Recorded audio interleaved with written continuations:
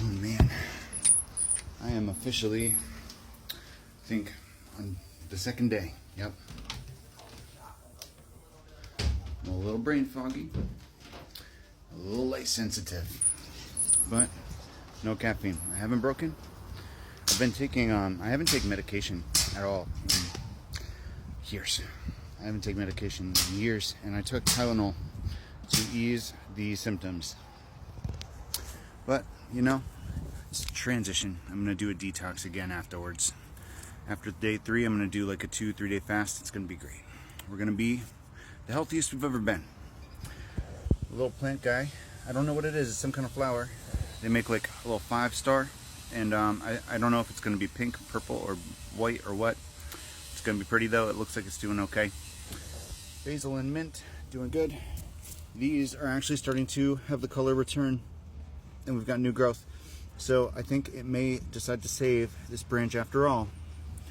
It almost killed this leaf, but then it stopped and it's growing more. So I think the holly was just freaked out through the transition. The twin flame tree, all the leaves are doing okay, and it's actually got 3 new spokes about to start branching out there. 4 actually. So we're gonna have 4 new branch things coming out from the top. It's gonna be glorious. The cilantro is okay. Some of it's dying off, but some of it is brand new growth. So I think I'm seeing that in the tatsoi mustard too, where like I've got yellow on some of the bigger leaves that were there originally, but then we've got all this new growth and all these new leaves coming through in the center, and it's like that for all of them. And I thought these things were weeds, but it turns out that's just the fucking arugula. I didn't know arugula flowers. I'm gonna Google it afterwards just to be sure. But apparently that's the arugula. The dill, we've got some yellowing here on some of the older stalks, but again, we've got all this new growth here in the middle. And everything's standing up straight and the plants look healthy. I think that the growth that we had indoors, it's just deciding we need new stuff. And the chive is getting a whole new thick shoot, even though they're a little bit bent over. This one hasn't started growing back yet, but it has focused on a whole new section here. Boop. I like the chive. The new rose bush is coming up with new leaves too. I think, I'm not sure it's given up on this branch that pruned yet. We're gonna find out. But I'm really liking this new rose bush. I'm glad we got it. The old rose cuttings don't look dead yet. We do see some dehydration in the leaves here, but even though I'm not convinced that they've rooted, I'm not gonna mess with them until I know for sure. I'm gonna wait for things to play out here, but they don't look like they're dying. So fingers crossed. And then look at all these shoots. I thought they were all weeds, but that's just the arugula. It comes out of the same base as the big leaves that we started. And I think those are just like immature little leaves. So that's pretty cool. The kiwis look like they're getting dehydrated or something. I've been watering them extra though, so I'm not sure if they're gonna make it. But the kiwis are always an adventure, you know? It was a spontaneous thing, along with these daffodils. We have no expectations, but we have high hopes. And the clovers, ironically, I think they've got new growth there coming down at the bottom too. It looks like they gave up on everything that was currently out there. They're gonna let those fall, and they're just gonna come up with a whole bunch of new sprouts. And still nothing on the apples front. But, you know, my head hurts just badly enough that I'm thinking about like laying down in the yard under a tree and just like sleeping it off out in nature, grounding. I don't know. I wanted to work out today, but I'm feeling like maybe I should just rest. Drink some water, play some games. I can't sleep anymore. I tried to sleep through the whole day and it just didn't work out. I made it to like 2 o'clock and I was like, I gotta get up. I can't just keep sleeping. Oh yeah, these guys. We got some spotting on the leaves, but fingers crossed, high hopes. Cherry blossoms would be really cool in that giant pot outside.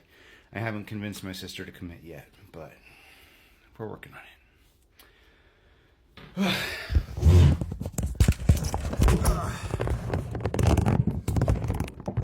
Should I say that? I finished like half the major arcana for the next deck I'm putting out. It's not an entirely new design, it's kind of a twist on what we've got going on. But I think I might make some more Oracle cards too. I might flesh out the Oracle cards and turn the Oracle cards into like their own deck that can be used in tandem. Ripple. Maybe. But I'm not sure how many I want to put in there. We've got like 30 some, but if I did like a full-blown Oracle deck by itself, I would have no less than 78 cards, you know? It would be the same size as a regular tarot deck. But it wouldn't be equivalent, you know what I mean? It would just be Oracle cards. But I'm also thinking about like really looking at how the AI drew them out and putting meanings on them, potentially. We had strength on the split there. Ooh, we got a turned around card here. The Ten of Wands, though, it's a big project. Making a whole other deck in addition to my new project. I don't want to get too far ahead of myself and not finish what I've currently got going on, because I'm going to have to get a job. You know, I'm going to have to find something soon. Can't just work on my passion projects forever. As much as it was nice to get like a little break and be able to focus on me and like take care of my last addiction and spend some time with my plants and my family, I am going to have to get back out there. Temperance. Balance, healing, potentially soul connection, truth, breakthrough, and the pod. It could be twin flame. That truth is coming out to a friend group or a community regarding the twin flame and this juncture in life. Are they revealing truth? Truth about the past, but are they voluntarily revealing things? Yeah, looks like it. You remember when we were right around our first mile marker in the road in our healing journey and our ascension process, clearing out the box of secrets was a big part of that. And it didn't require airing out all of our dirty laundry on TikTok for everybody to see, but it did require an apology tour. I had to, as memories came out of my repression mechanism, my red door. Do I have my ring up here? I still left it in the bedroom. But as I unlocked memories that I had repressed and traumas that were done not only to me, but traumas that I had been part of with other people in my life, I ran around and did a forgiveness tour for myself and for other people. It wasn't just for me, it wasn't just for them, it was to clear the past. Because you can't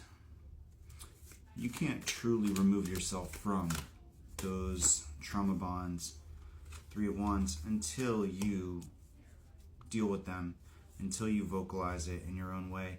And that doesn't have to be a humiliation process. Just accountability for your part and forgiving other people for theirs. You have to want to fix it and find peace and contentment and happiness. And as long as you are willfully holding on to resentment, you won't achieve that. You have to be honest with yourself about what you want out of the interaction. Hierophant. I'm going back to Tennessee pretty soon here. My mom needs help assembling a shed, or 2 sheds, I think. So my sister and I are going to go back. We're going to repeat that trip. And at first, I wasn't sure I wanted to do it because I was still holding on to the idea that I had done my part. You know, I went back, I cleared that cycle, and I was finished. And I didn't think about like the next time I would see her. It didn't cross my mind, but it came sooner than I thought it would. And now we have to see what this relationship's gonna be like after we've dealt with the trauma and after we moved on and forgiven ourselves and forgiven her and completed the narcissistic cycles by meeting her with unconditional love. High Priestess.